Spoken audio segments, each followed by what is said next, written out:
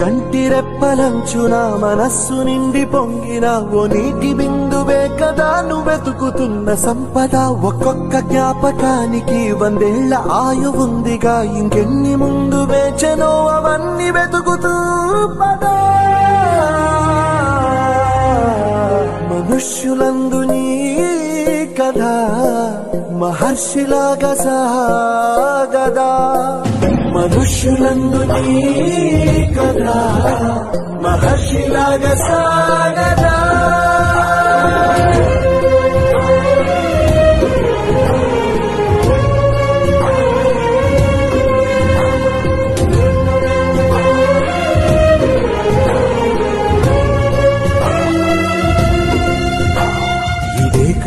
ఇదే కదా నీ కథ, ముగింపు లేనిదై సదా సాగ.